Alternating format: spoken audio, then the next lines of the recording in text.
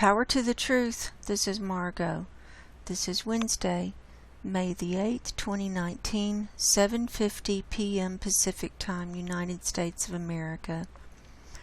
So we're getting a little bit of a late start today, but I'd like to thank everyone for joining me. And we're going to do a follow-up on the sulfur dioxide release that I reported on first of all, and then Dave Alcock, aka Nostradamus, reported on it, and now Robin Westenra has done his write-up on our research, along with some research that one of my viewers on YouTube did. Rosemary Hill shared it in a comment, and I brought it to Robin's attention, and he and I have come to the same conclusion that this massive sulfur dioxide release from northern Russia, from Siberia, is not simply from a toxic dump. It just can't be, and because it's such a huge amount that's being released, and I've been talking about this. This is from Saturday on Cams, and I did a show on the 4th about this, and this was like the third day or something, I can't remember, but here it was on the 4th where it was starting to spread out, and it's such a huge release.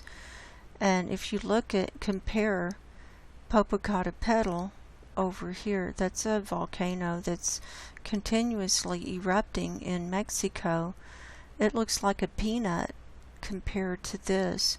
And here's another volcano going off down here. Not sure, this is in the Indonesia or Philippines.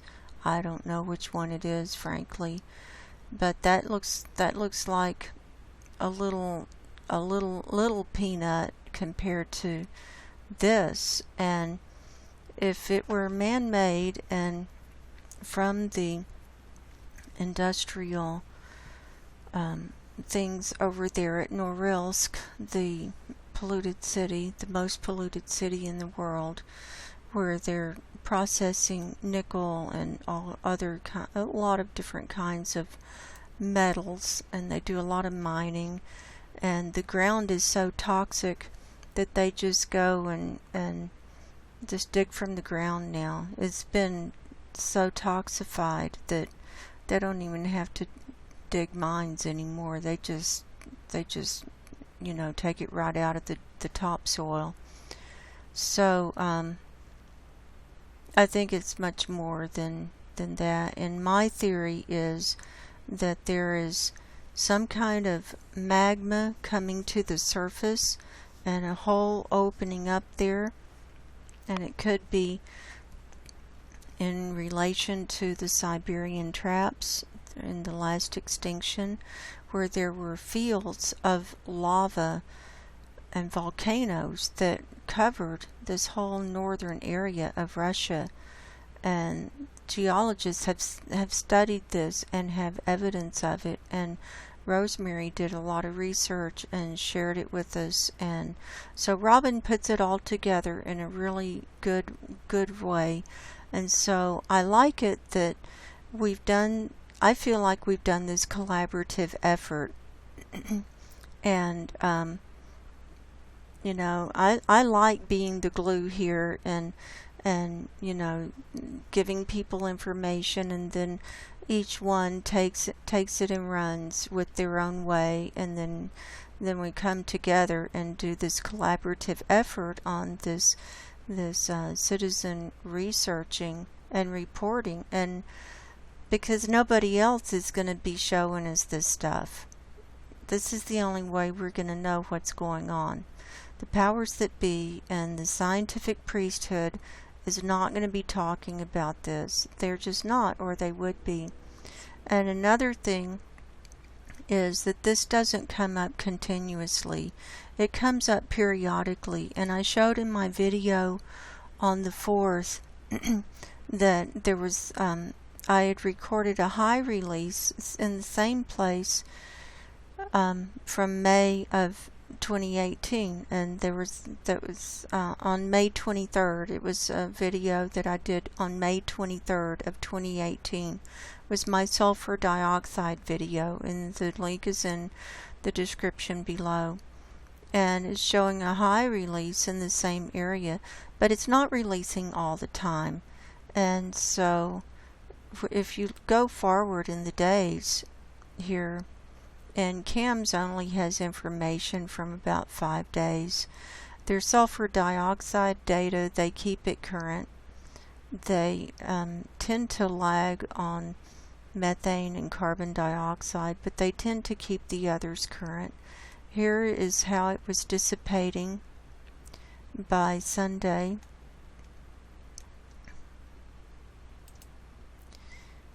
Here's what it looked like by Monday, where it was spreading out over the Arctic.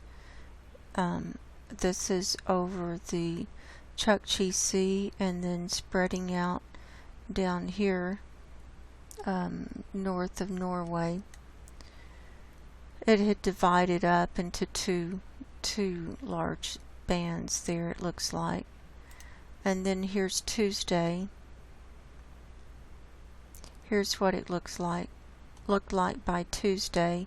It was really dissipating, but I'm not seeing new large releases, and this is total column that we're looking at here. And then by today, it's really dissipating. The red is pretty much gone. So this is another reason that I believe that it's not just from the toxic dump site, but I think the pollution is playing into it. And another possibility is there could be something coming up from under the surface that we're not aware of. When I was doing research for my Novaya Zemlya video that I put out in June of last year about the radiation, the nuclear testing on Novaya Zemlya, and my theory that the radioactivity from all of that testing was heating up the Arctic, was one of the main reasons for the Arctic heating up faster than the rest of the planet. And when I did that research, and it's in my video, in addition to Novaya Zemlya being a huge test site, but also there were just shafts that were dug all the way throughout Russia, through the northern part, and they would drop nuclear bomb down the shaft to see what would happen if when it exploded. And they were peppered all across Siberia, and a lot of them didn't go off. A lot of them, nothing happened. A lot of them did explode, and they registered as whatever magnitude earthquake on the map. And I showed that in that video. And so what if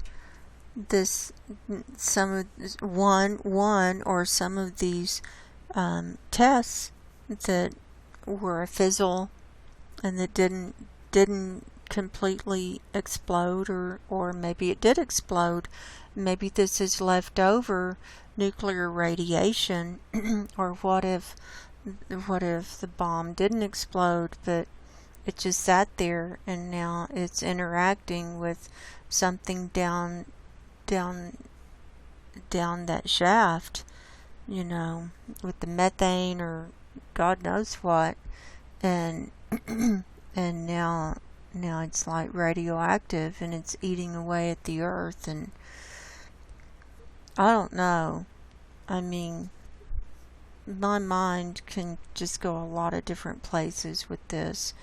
So there are lots of different possibilities, and we have to be open to all these different possibilities in order to not be closed off and say, oh, it has to be this toxic dump, because frankly I think that it's, the toxic dump is just a contributing factor to some of this sulfur dioxide.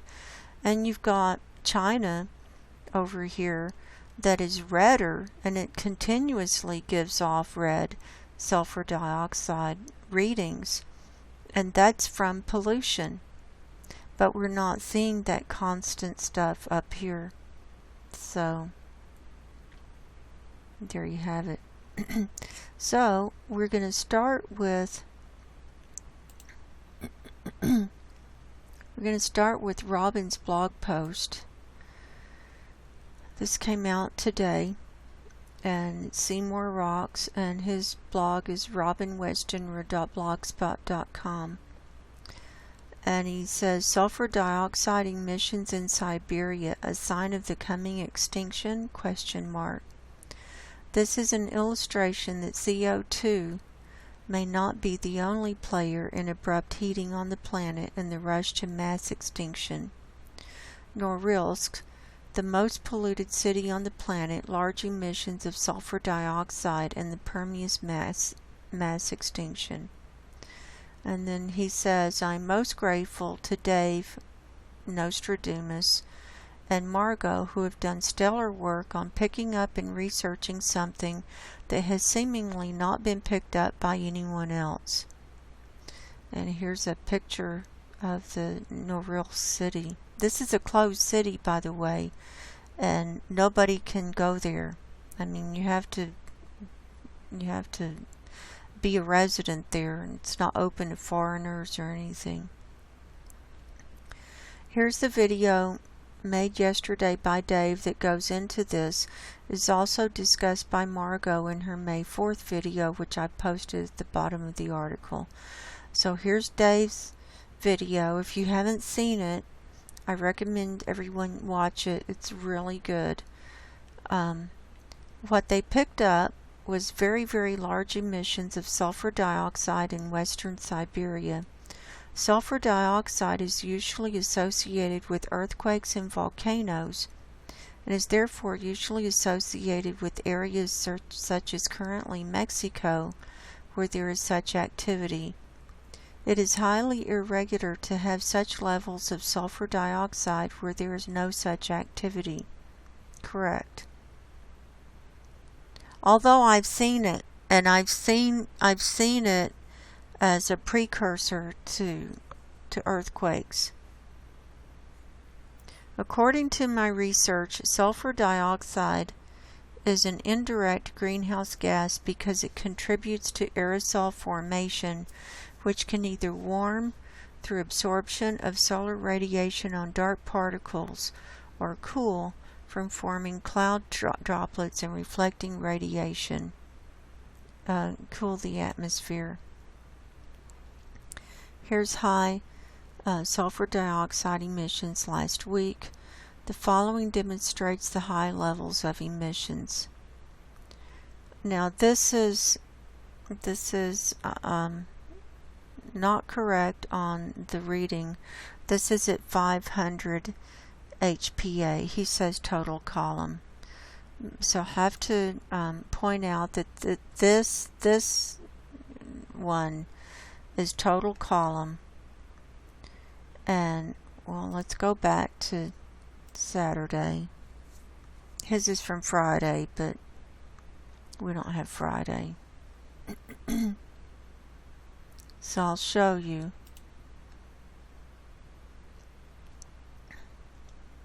Here's from Saturday total column. So what he's looking at is 500 HPA. So we can see the concentration at how it gathered up in the atmosphere at about 18,000 feet up and how it spread out. So that's 500 HPA.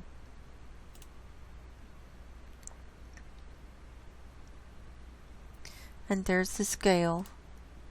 Although you have to refresh whenever you change the scale. You have to refresh and get it. And I don't even know. 500 HPA parts per billion. So these are parts per billion. So this is 20. Then the black is up to, I don't know what that's supposed to be, whether it's 30 or what. But this is at the high end. Part of it is at the high end.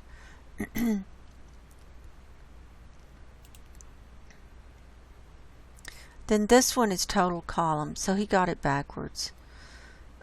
This one is correct at surface level, showing the release from the surface is right in here. That's like ground zero. And then when you look at it,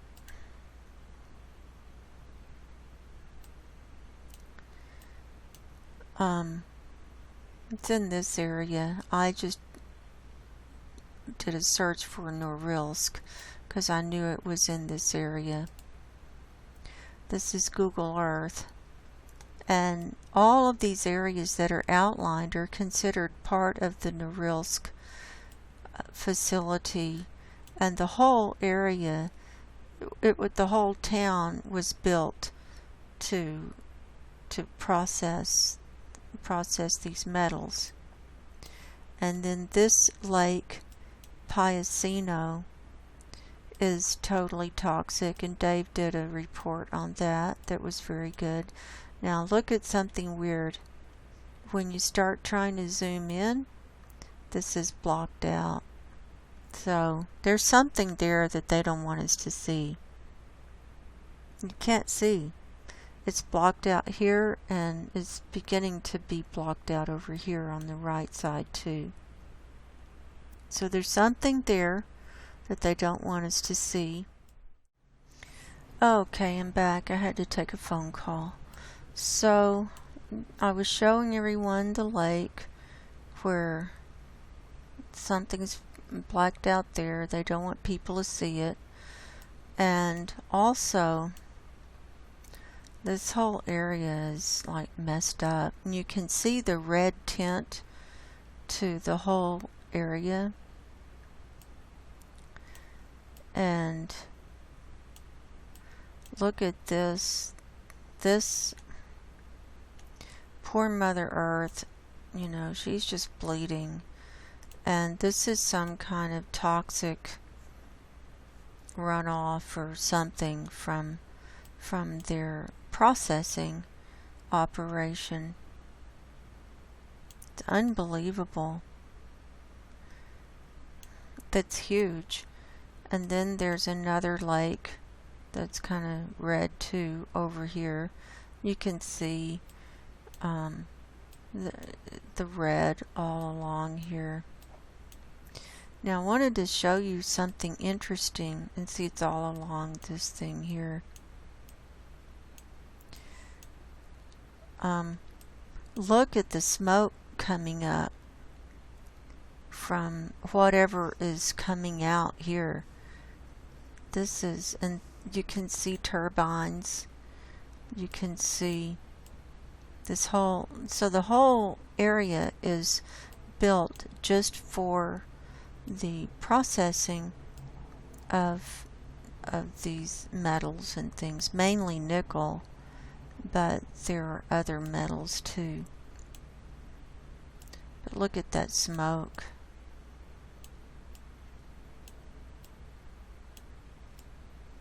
It goes forever. Now they sliced and diced there. That looks familiar, huh? So here's a whole area that's been cut out, slice and dice, with no smoke. That's what they do on NASA Worldview. And then this area is all smoky, and now we have an area that's not smoky. So the whole area is polluted. But also, I wanted to show you the city itself.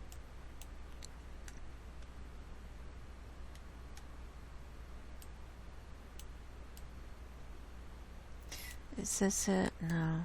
Look how dirty that is. It just hurts me to see this. Oh, here it is. Now, look at it. Looks like a honeycomb or something. And the buildings, there's no houses. These are like compounds. It's like, see this like a number 9, or there's a little L shape. These are buildings, and the whole city is built like that. And they have cars. Apparently this picture is from, I guess, the middle of the summer when there's no snow. But it's one of the most northern cities in the whole world.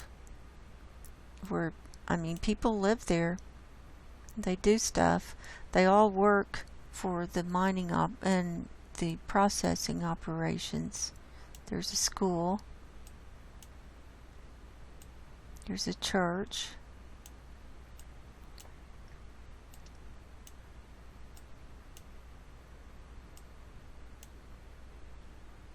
Let's see what we can see.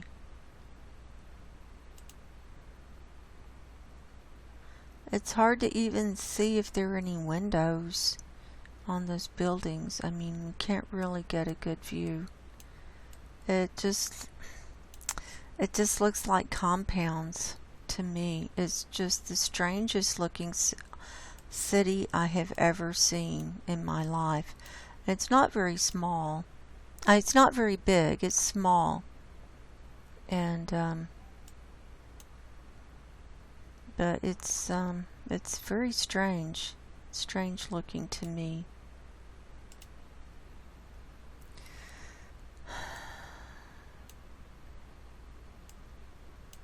And then you've got this area where it looks like they've been just digging into the earth.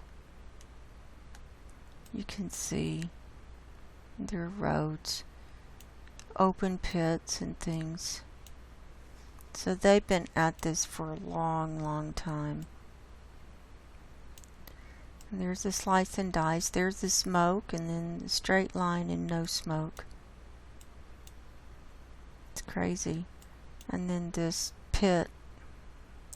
But that's not releasing all of that sulfur dioxide. It's something else that I just haven't found the source of it yet, but I'll be looking, and I'm going to be looking on NASA Worldview.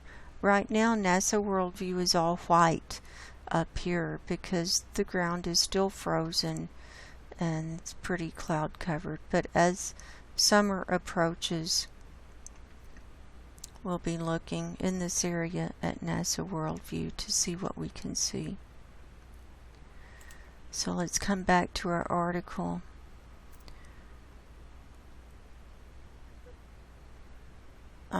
Okay, so this is the area that we were looking at. What's here is the city of Norilsk, a mining center since the 1920s, and a site of one of Stalin's concentration camps. It was a gulag, and the only way in was by airplane because there are no roads up there. The following confirms that sulfur dioxide emissions are associated with the mining of nickel, and so on and so forth. And here's pictures from Google Earth. There's some more from Google Earth and some more. And it's a closed city in Siberia. This tells about its origins and so on and so forth.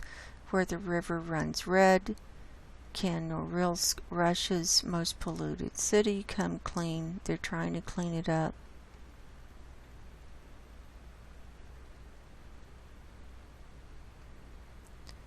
So anyway, there's that. And then I turned Robin on to Rosemary Hill's research. I said, Robin, we were messaging last night, and I said, well, there's also the Siberian Traps. He said, what's that? I said, you don't know? And he goes, no. I said, go look at Rosemary Hill's comment. She's done all this research, and I said it could be all related. And we'll look at... So he did. And so here's Rosemary Hill's comment from my show from Saturday, and where she says the sulfur dioxide, methane, CO2 may be coming from the Siberian Traps. The Great Dying may have originated in the Siberian Traps. Here's an article from Newsweek on 10/4/17, a couple of reference articles on the traps. Something's going on over there, and this may show us what to watch. So there's that. And so here are links to all of the research, and we've seen this, and I agreed. I said yes, and I've seen this before, but she put them all together really well. And so Robin took her research and dissected it here. The Siberian Traps that geologically coincide with the area we're discussing have been associated with the Great Dying 252 million years ago. And so it's in here. And here's the Siberia Craton. And here's the Ural Mountains. Here's the Kara Sea. Here's the Yamal Peninsula. So it's in the right area. Then, according to one theory, the extinction was associated with the release of sulfur dioxide, carbon dioxide, and presumably methane. Here's a video on that. Huge Siberian eruptions caused mass extinction and left signature in rocks 3,500 miles away. Yeah, it was lava. It was from the lava fields. And here's the extent of the Siberian Traps. And so it was very big. Now here's Novaya Zemlya. Here's the Yamal Peninsula, so that's included. And this area. And then this area. And then it goes out even further. So where we see a lot of release of methane is also from these areas of the Siberian Traps. Here's a critical review, and so on and so forth. And so here's the bottom line, and here's the link to my video from the 4th, where I'm just starting to present it. What is giving rise to such high emissions? While sulfur dioxide emissions are definitely associated with pollution from the mining of nickel, these emissions that Dave and Margo have observed are far too extensive for this to be more than a partial explanation. It is simply much too large. Also of interest, the emissions are intermittent, just as methane emissions are. One very reasonable hypothesis is that there have been geological changes which is leading to magma coming to the surface much as it did in the Permian extinction. Clearly this is something that has to be watched, and here's Margo's report. So Robin and I agree that it's something much bigger and something to be watched, and that it can be totally related to all of this. And if so, if that's what's happening, then Mother Earth is springing leaks, and if magma is coming to the surface, which that's my theory, magma is coming to the surface without it being a cone volcano and blowing up, but the magma is just oozing up and then emitting, and then the earth moves and emits and everything, and then there are fault lines and whatever, and then it burps, it basically burps, and then we're much further along in the extinction process than we thought. Much further along. So, this was a collaborative effort with all of us coming together, doing our own research and coming together, and then Robin brought it all together. So I like the way this has come together, and I want to thank each and every one of you who's did their part in this, in trying to understand what's going on here. And we all have a different piece of the puzzle, and none of us have the answer. Not one person has the answer, but we all can have a different piece of the puzzle and come together, and that's kind of what we're doing here.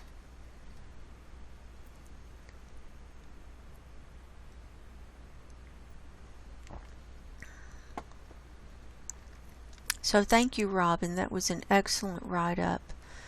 And thank you,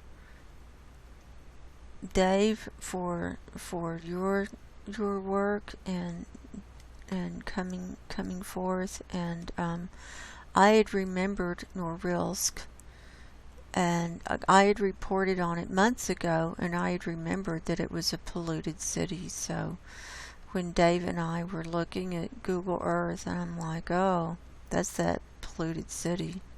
You should go check it out. So then he went and checked it out and did some more, and now everybody knows. So there we go. So we're going to close that out.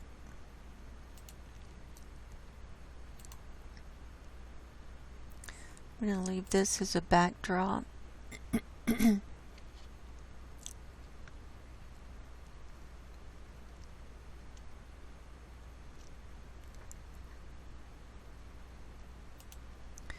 Okay, before we get into earthquakes, let's see what's going on with Oroville. Well, they did their blasting today and nothing happened as far as I can see. Okay, at 8 o'clock, let me take my reading. It was 887.78 feet. So let's see how much it's gone up since midnight.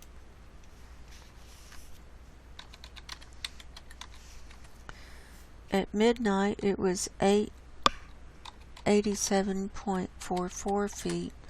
So it's gone up 0.34 feet. So a little bit over a third of a foot. A little bit over 4 inches since midnight. Yesterday, from midnight to midnight, it went up 0.49 feet. So, about 6 inches, about half a foot.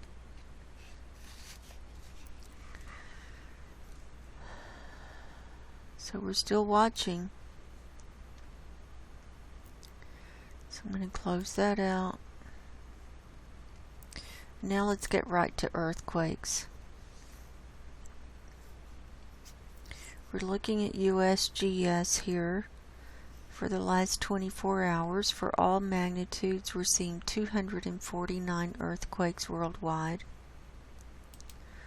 Of those, 28 are 2.5 magnitude or higher. So let's see what's about to come off the map. Kodiak, Alaska. There's a 3.1. That happened last night at 9:57. Okay, so we got time. I'd like to start over here in Africa. In Tanzania, we don't see him here very often. There was a 4.1 near Magugu, Tanzania at 8 o'clock this morning. All these times are Pacific time because that's my time zone. And then let's come on around up here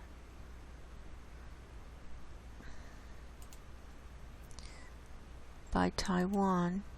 Here's a 4.4 near Ishikawa, Japan at 9:32 this morning, 93 kilometers deep. And a 4.4 near Yonaguni, Japan at 8:48 this morning, 125 kilometers deep. 4.7 near Aras, Asan, Philippines. This came in last night at 8:34 p.m.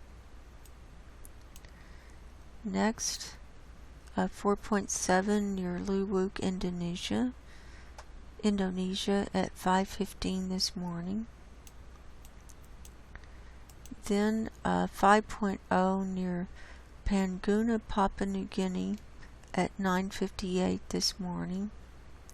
It's got the little wave. Let's see if there was a tsunami warning with that. No. Nothing from today is there. Then coming on around was a 5.0 near Port Vila, Vanuatu at 7:57 this morning. And a 4.7 near Naifu, Tonga at 12:38 this morning.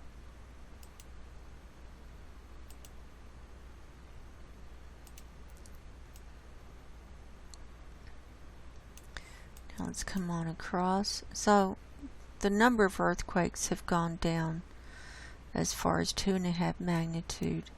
Here's one, 5.8 near Minas de Marcona, Peru at 6:47 this morning.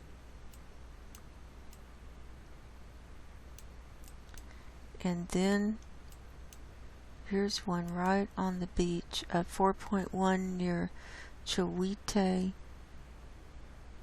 Mexico. This came in at 7:47 tonight. I think that's all of the international earthquakes.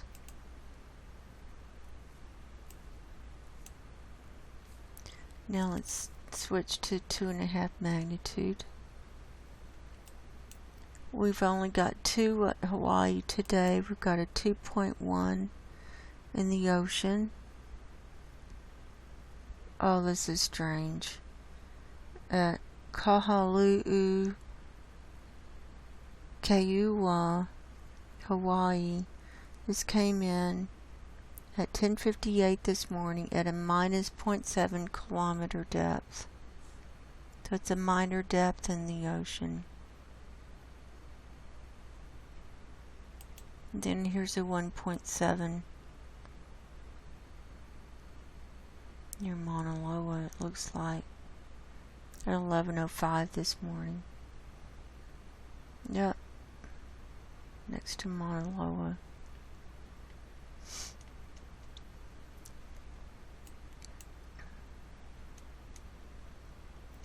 Now let's look at Dominican Republic. We've got 12 here today. 2.8, 2.2, 2.5, 1.7, 1.4, 2.9, 1.4, 3.0, 2.6, 2.3, 2.5, and 1.8. So not enough to do damage, but it's showing movement. Now let's come on up to Alaska. We're showing 85 here today.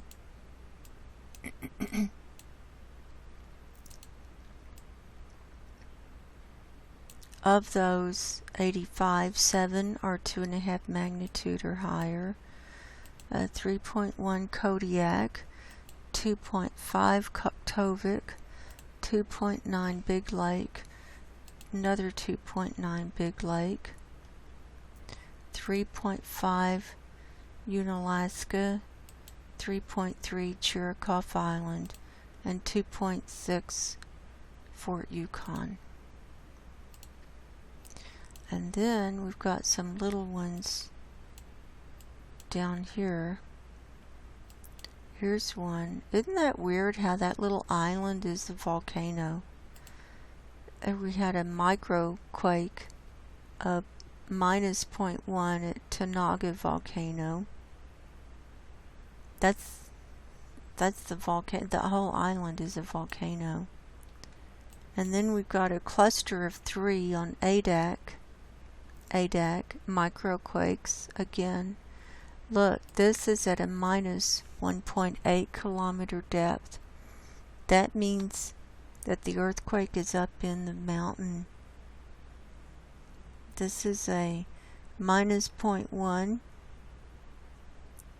Here's a -0.5 and another -0.1 at a -1.8 kilometer depth.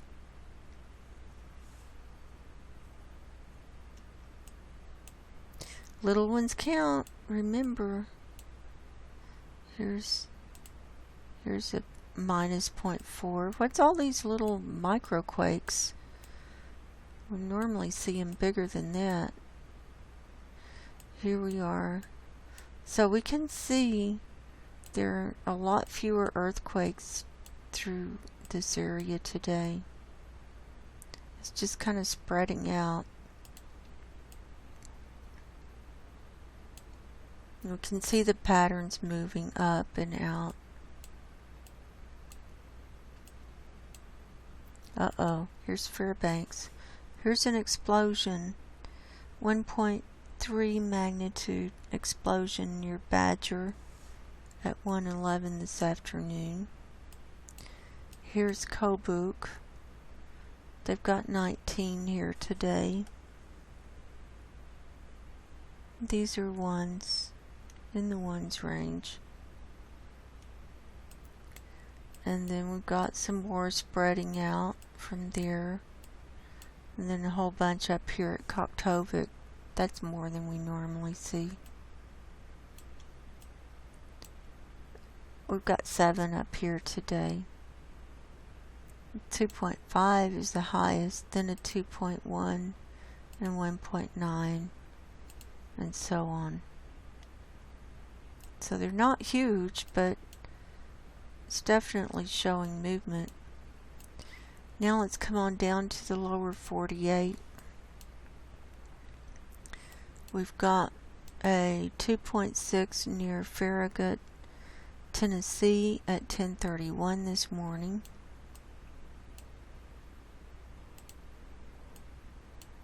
And then we got a 2.4 near Quinton, Oklahoma at 3:04 this morning. Now let's look at Utah. We've got 2 at Farron, a 1.1 and a 1.4. So that's gone down. Now let's look at Yellowstone. This Yellowstone, we're gonna include this one here. Here's a 2.7 near Challis, Idaho at 5:13 this afternoon. So we got 16 in the Yellowstone area today. So we've got two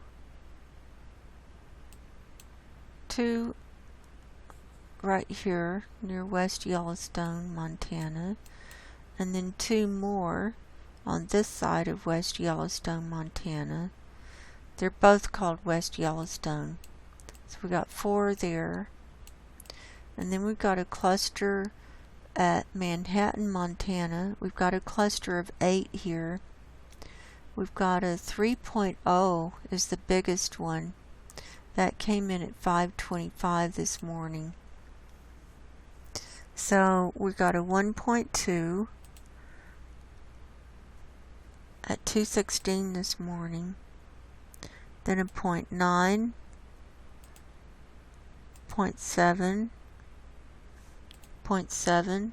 Here's a 3.0. Here's a 2.0, 0.9, and a 1.0. That last one was at 9:50 this morning. So something's happening up there. Then we've got 3 more. 1.2 near Helena Valley Northeast. And a minus 0.6 Helena West Side. And a 1.5 at Lincoln. Now let's move up into the Pacific Northwest. I'm going to get Idaho off the map. We've got 4 here today. Let's look at our tremor map. In the last 3 hours, we've got 1.4 hours of tremors. So the earth was shaking about half the time in the last 3 hours. And the majority of those are by Portland, to the west of Portland. And then in the last 12 hours, we've got 3.2 hours of tremors. So about 1/4 of the time. And in the last 24 hours, we've had 10.6 hours of tremors. So almost half the time. So the tremors are picking up. The majority of them were here by Portland.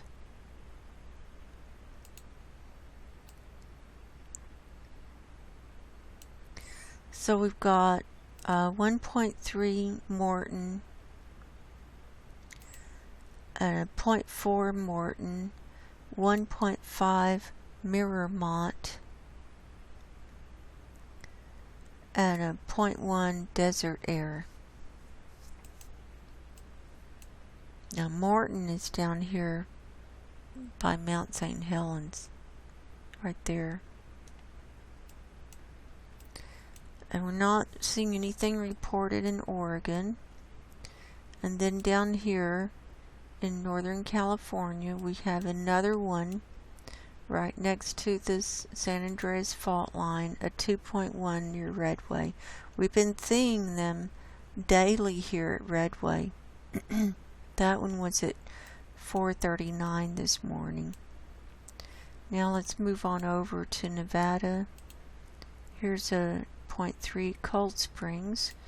Here's a 0.6 out by Pyramid Lake. Reno's clear. Lake Tahoe is clear.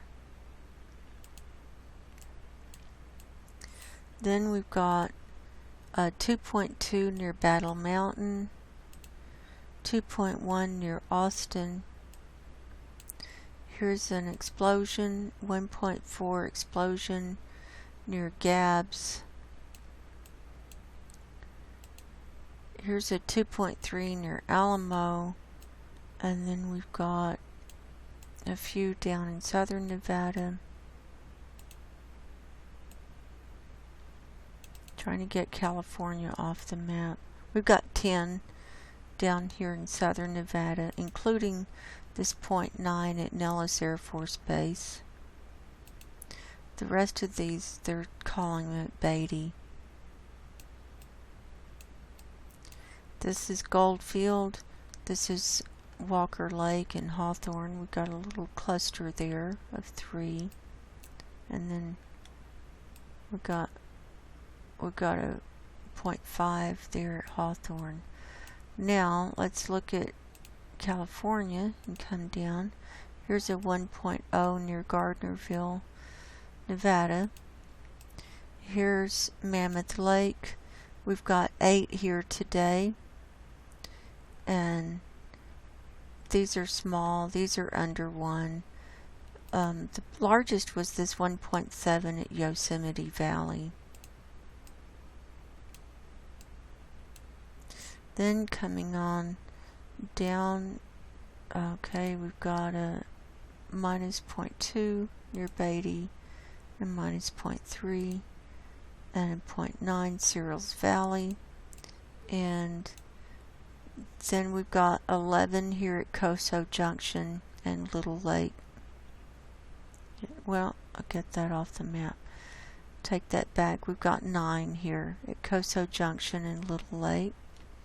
They're pretty small. The largest is a 1.4.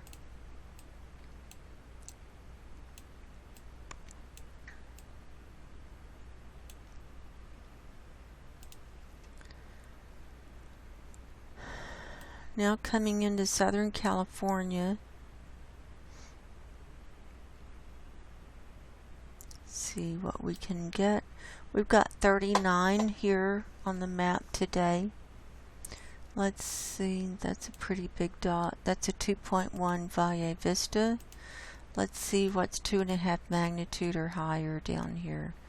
We've got a 2.9 in the ocean near San Clemente Island, and a 3.5 at Ocotillo Wells by Salton Sea. So here's that 3.5, and then here was one right next to it at 1.3, same place. And then we've got a 1.1 on the border, and then we've got another blast, a quarry blast, a 1.5 near Chula Vista. Here's a 1.6 off the coast of La Jolla.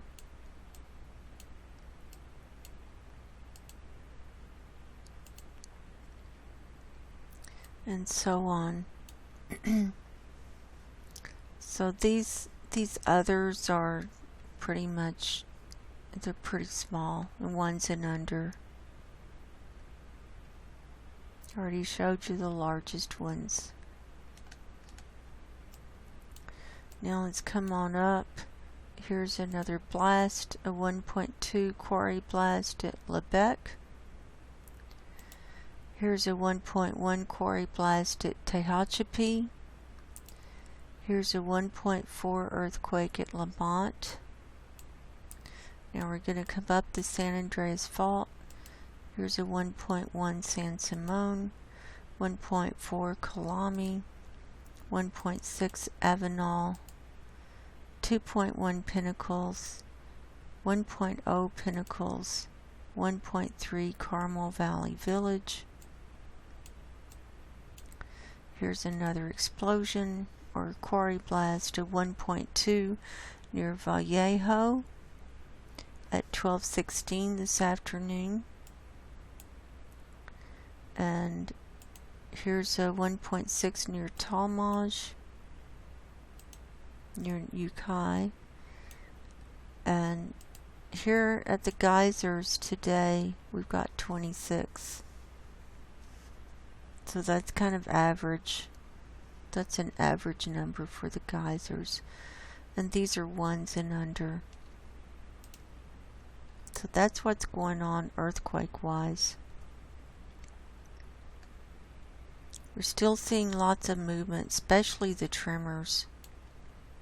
Especially the tremors. And the tremors are what happened before you have the earthquakes.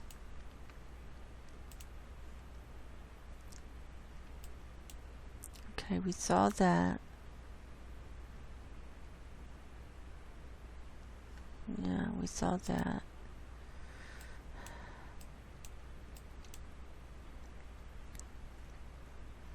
I think that's a wrap. I think I got everything.